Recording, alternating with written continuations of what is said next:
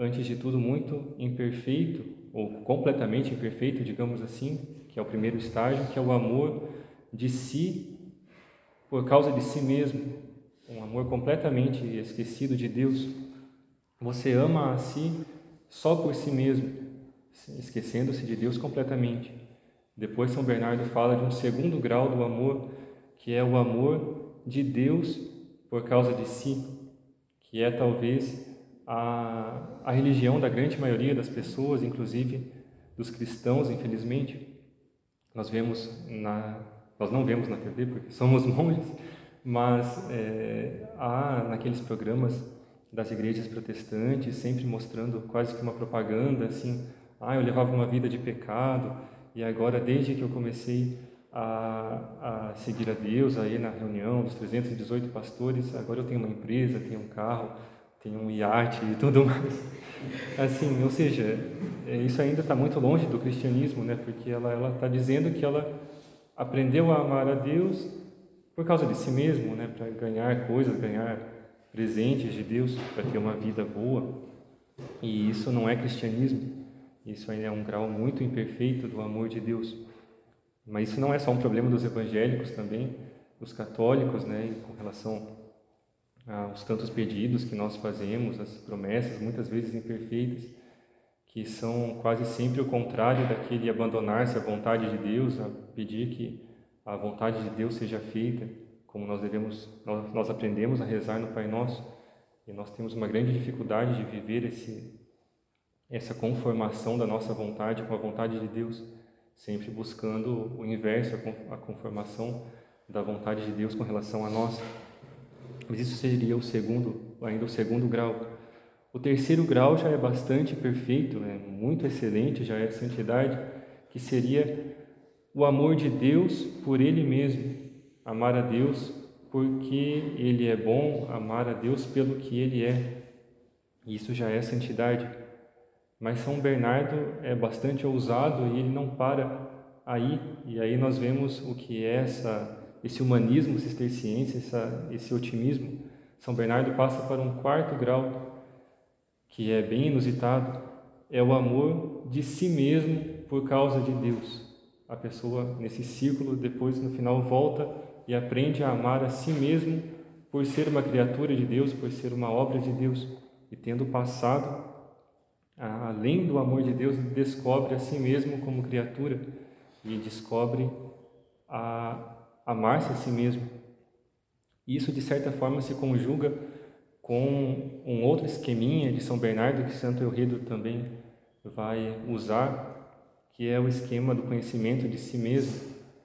São Bernardo, no Tratado dos Graus da Humildade, ele vai descrever 3 graus, também com relação à verdade, que o Cristo é, depois o caminho e a vida.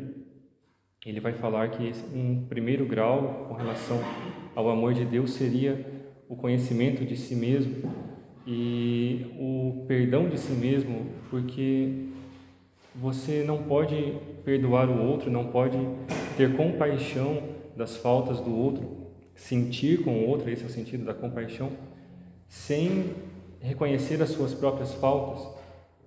E assim, antes de ter compaixão com relação ao outro, você tem que aprender a ter compaixão de si mesmo, sabendo-se pequeno, conhecendo-se como uma pessoa cheia de falhas.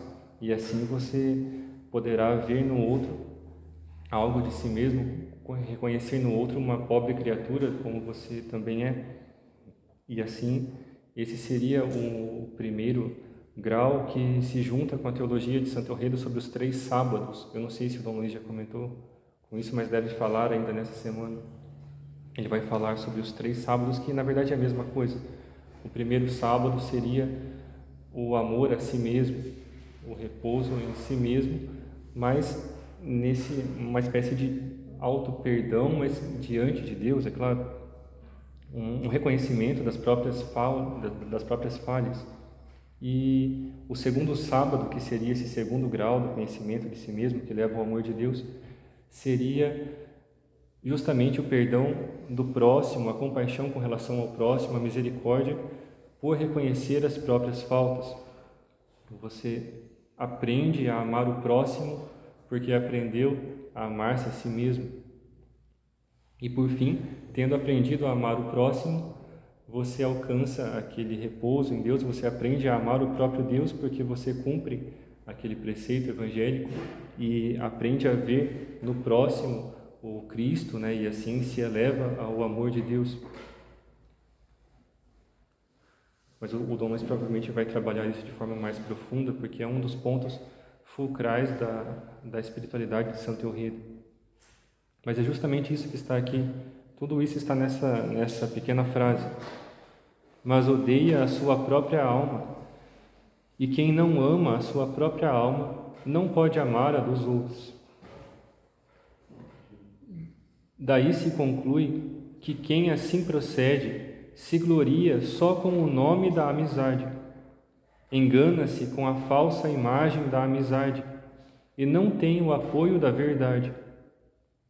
Se nesse tipo de amizade, manchada pela sensualidade, desfigurada pela avareza e contaminada pela luxúria, é tão grande a satisfação que se experimenta, pode-se deduzir o grau de satisfação que proporciona aquela verdadeira amizade, que quanto mais honesta, mais firme, quanto mais casta, mais bela, e quanto mais livre, mais feliz. Ou seja, se já a amizade carnal, a falsa amizade é deleitosa, digamos assim, é boa, ele diz, imagine essa amizade espiritual da qual ele vai falar. Admitimos, contudo, que por causa de uma certa semelhança que existe no sentimento afetivo, dá-se o nome de amizade a sentimentos que não são de amizade verdadeira. Devemos, então, distinguir criteriosamente estas formas de amizade da que é espiritual e, por conseguinte, verdadeira. Pode-se distinguir, dentro desta linha de ideias, 3 tipos de amizade: a carnal, a mundana e a espiritual. O consentimento nos vícios gera a amizade carnal. A expectativa do lucro desperta a amizade mundana. Já a amizade espiritual une as pessoas de bem pela semelhança da vida, dos costumes e dos ideais. A amizade carnal tem início na afeição, que, procedendo como uma meretriz, se oferece a qualquer transeunte, dirigindo os ouvidos e os olhos pecaminosos por várias partes. Pela porta dos sentidos, penetram até o âmago da mente a imagem da beleza do corpo ou de coisas voluptuosas, na qual a mente julga estar a felicidade, entendendo, muito embora, que se trata de uma felicidade incompleta por não haver 2 pessoas para desfrutá-la. Então, com o uso de gestos, acenos, palavras e presentes, uma pessoa cativa a outra, as 2 se excitam, são inflamadas pela chama das paixões, de modo que deste pacto infeliz não há nenhuma ação má nem profanação que um não pratique ou não sofra pelo outro, achando que não existe nada mais agradável nem mais legítimo do que esta forma de relacionamento, imaginando estarem observando as leis da amizade expressas na máxima: querer a mesma coisa e não querer a mesma coisa. Esta forma de amizade não se assume por reflexão, não se comprova com discernimento e não é governada pela razão, mas é arrebatada para vários lados pelo impulso da paixão, sem moderação, sem observar o que é correto, não se importando com o que é conveniente ou inconveniente, atirando-se para todas as atrações, de maneira inconsiderada, indiscreta, leviana e desenfreada. agitada pelos devaneios que a consomem, afasta-se com a mesma leviandade com que se uniu. A amizade mundana nasce da cobiça das coisas e bens materiais e está sempre acompanhada de engano e artimanhas. Neste tipo de amizade não existe nada certo, nada firme, nada seguro, porque varia conforme a situação, com os olhos na carteira de dinheiro. Daí o dito: trata-se de um amigo conforme a oportunidade e que desaparece no dia da tribulação. Aqui de novo uma citação de Eclesiástico 6, aquele capítulo bonito sobre a amizade. Ao perder a expectativa do lucro, ele deixa logo de ser amigo. Este tipo de amizade é escarnecido nos seguintes versos elegantes: não é amigo seu, mas da sua prosperidade, quem se aproxima quando as coisas vão bem e foge quando vão mal. Apesar de tudo, este relacionamento originado de um princípio errado pode levar a uma amizade até certo ponto verdadeiro. Quando pessoas inicialmente associadas para obter lucro conseguem uma harmonia satisfatória e total no âmbito meramente humano, enquanto mantêm a fidelidade mesmo em meio às riquezas iníquas. Não obstante, não se pode absolutamente definir como verdadeira a amizade que se origina e se mantém com base no bem-estar material. A amizade espiritual, que afirmamos ser a verdadeira, é a que se busca não em vista de vantagens temporais ou de outras causas externas, mas tão somente pela dignidade da sua própria natureza e do sentimento do coração, de maneira que o seu fruto e prêmio não são outra coisa senão ela mesma. Por isto disse o Senhor no Evangelho: eu vos escolhi e destinei para ir e produzir fruto, ou seja, para que vos ameis uns aos outros. Na verdadeira amizade, vai-se progredindo e o fruto que se colhe é o sentimento de satisfação da perfeição que se conquista. Assim, a amizade espiritual nasce entre as pessoas de bem, pela semelhança da vida, costumes e ideais, que é a harmonia nas coisas humanas e divinas, com benevolência e caridade.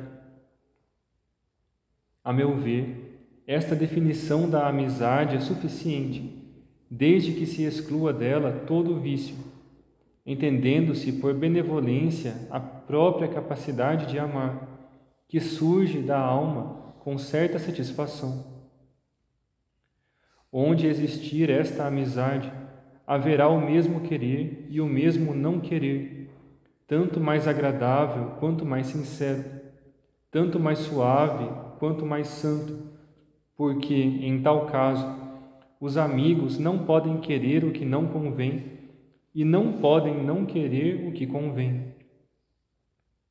Esta amizade é orientada pela prudência, governada pela justiça, protegida pela fortaleza, regulada pela temperança, como explicaremos mais adiante. Por ora, quero saber se é suficiente a resposta dada à sua pergunta sobre o que é a amizade.